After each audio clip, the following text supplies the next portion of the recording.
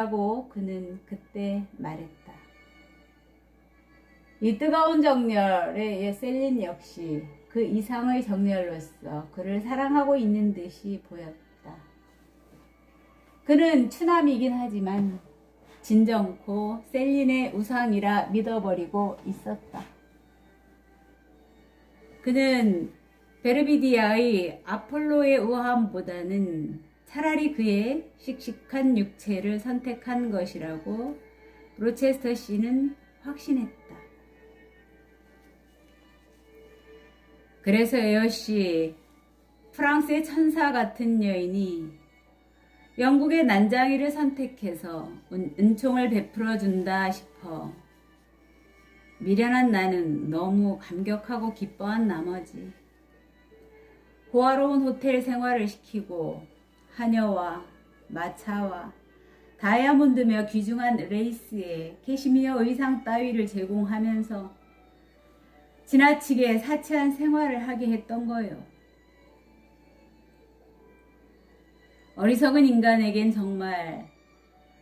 어리석은 인간에게 알맞은 운명이 따라다니게 마련이에요.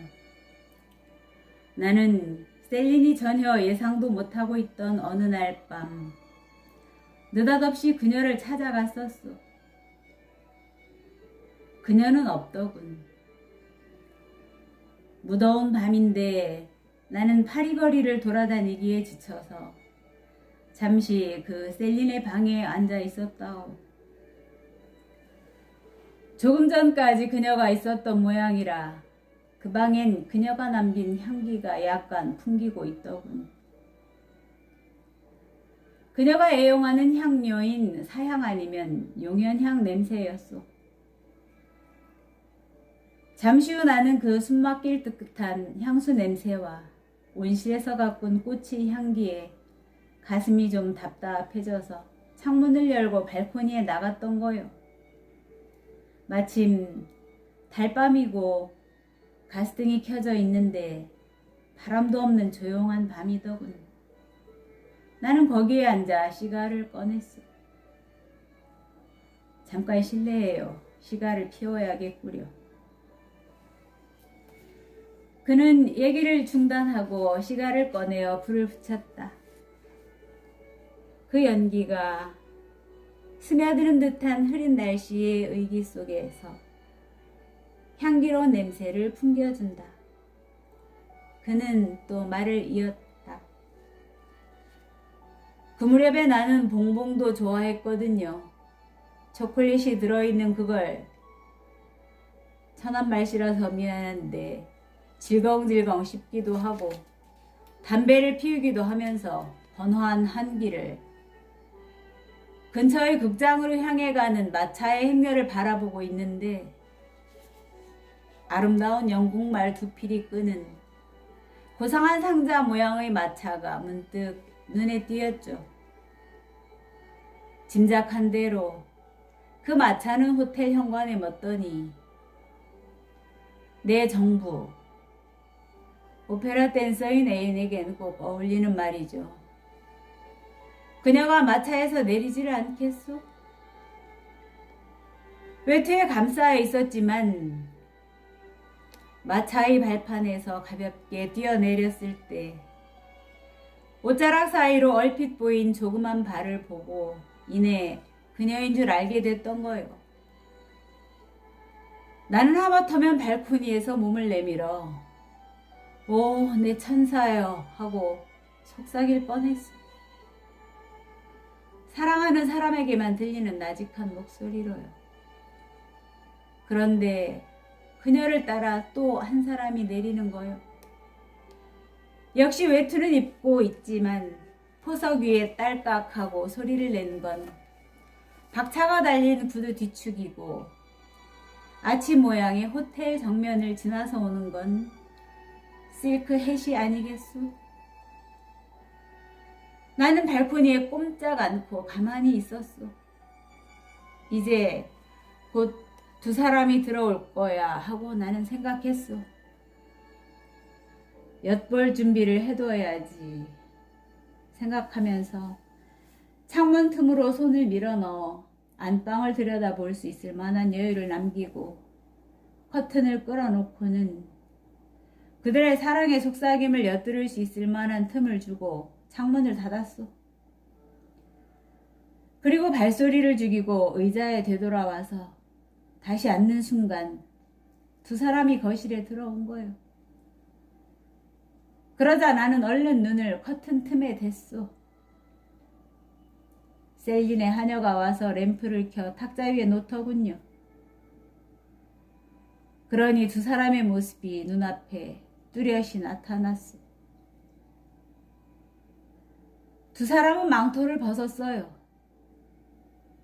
내가 사준 공단과 보석으로 빛나는 바랑스와 단정한 장교복 차림을 한 남자의 모습이 거기에 내 눈앞에 있는 거예요. 그 사내의 정체는 젊은 방탕자인 자작이라는 것을 알게 됐어. 그다지 머리가 좋지 못하고 여자를 꿰는 데는 정평이 있는 청년인데 너무나 변변치 못한 녀석이어서 그걸 본 순간 질투하는 뱀의 이빨이 대번에 부러지고 말았어. 동시에 셀린에 대한 불타는 내 연정이 촛불 꺼지듯 깨끗이 꺼져버렸던 거예요.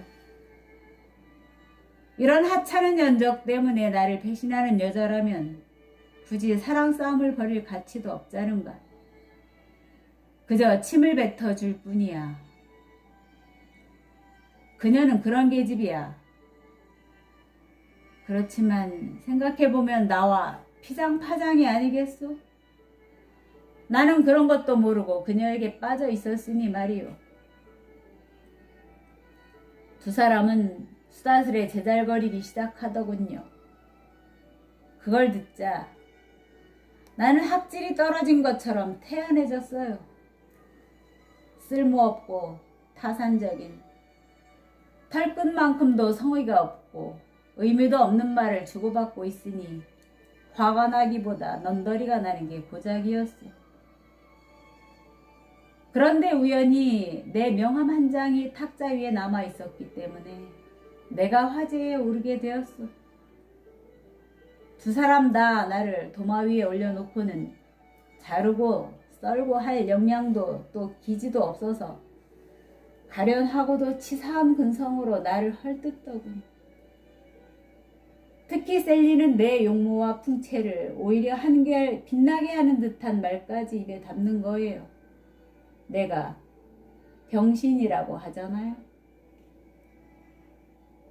여느 때엔 그 병신이 남성미이고 더구나 늘 어김없이 그것을 극구 찬양하고 있었거든요.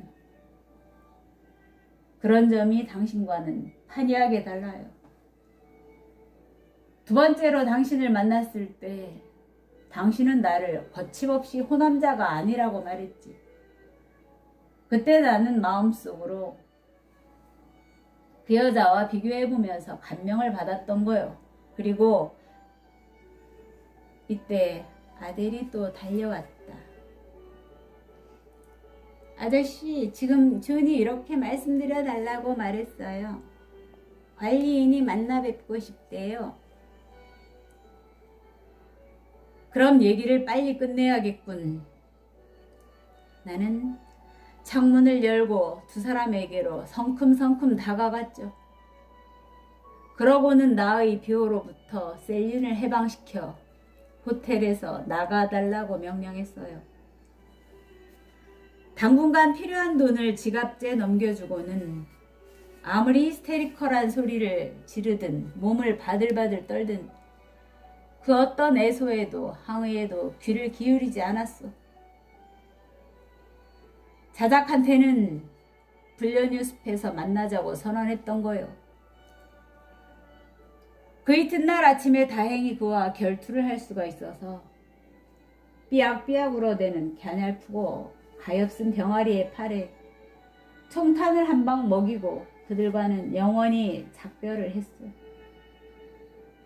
그런데 뜻밖에도 완전히 작별을 하지는 못했던 거요. 불행하게도 6개월 전부터 바랑스는 아델을 잉태하고 있었거든.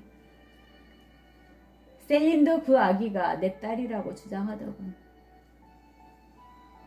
아닌 게 아니라 그런지도 모르지. 하긴 그 아이의 생김새가 나를 닮은 투박한 데란 조금도 없지만 말이오. 차라리 파일럿이 나를 더 많이 닮았소. 나와 그 아이의 어머니가 남남이 된 지 몇 해 후 그녀는 그 아이를 버리고 음악가인지 가수인지 하는 사내와 함께 이탈리아로 가버렸소. 아델 쪽에서 나의